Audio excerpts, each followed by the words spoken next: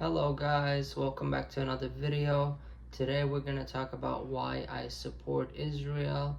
Before we do that, please subscribe to the YouTube channel, turn on the notifications, and leave a comment. So the reason why I support Israel, and when kind of a switch happened within me, is when I saw the deal that happened between Hamas and Israel back last year when there was a hostage deal. So as you guys know, there was a lot of Palestinian terrorists, murderers, people who set off bombs and killed people, and a lot of bad people were released for prison from Israeli prisons for innocent hostages, Jewish Israeli hostages. So the ratio, usually when there's a prison swap, it's let's say a money launderer for a money launderer, a murderer for a murderer. It's never murderers for innocent people.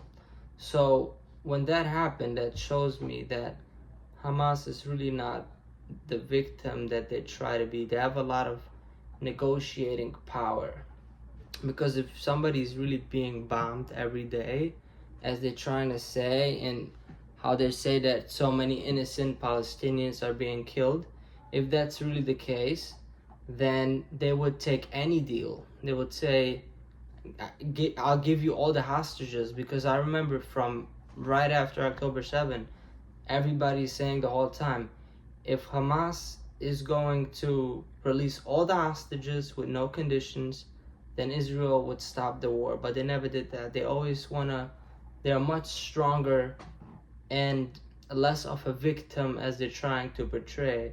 The whole open air prison doesn't exist, as I was brainwashed to believe that there is an open air prison, which in reality, Gaza right now is better than many US cities, especially Gaza before the war was better than many people living condition. So Gaza is trying to portray as a victim, while really the victim is Israel.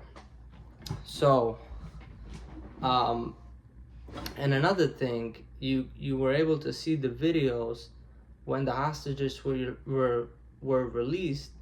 You could see that there were Hamas fighters in uniform in Gaza handing over the hostages to the Red Cross. I saw that video and I thought, wow, so they're not even afraid, because as you know, Israel has drones and stuff, so they're not even afraid. They're really powerful. They're not the victims as they're trying to portray.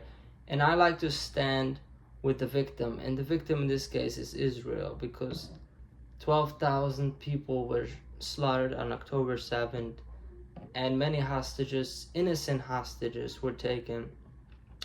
So in my opinion, what needs to happen is Israel needs to continue the war till there's no Hamas left in Gaza, and they need to stay there. So because a lot of people say Hamas is an ideology, so even if you kill every single Hamas member, terrorists, you can still, they will always, it's like a religion. People could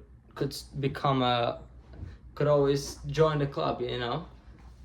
So I think Israel should be there and not do any other hostage deals, because these deals are really unfavorable. Because when you release all these terrorists for the hostages, what's going to happen is another October 7, because you released, I think it was 150 terrorists. So these 100, each person can kill thousands of Israelis. And as you know, Yahya Sinwar, the head of Hamas, was released in the past on one of those hostage deals. So it's a really bad idea. I think the only way how Israel should get the hostages back is with war. So I think the Palestinians, Hamas, needs a really strong reality check. If they want to cry victim, then you need to give them a reason to cry. If people want to cry victim, you give them a reason to, and then we'll talk. So Israel needs to stay in Gaza, continue the war, and rescue the hostages with the military, not by negotiations. You need to go in with guns and Navy SEALs and get the hostages that way. Anyways, thank you for watching. Have a good day. Subscribe to my channel. Follow me on YouTube. Peace out.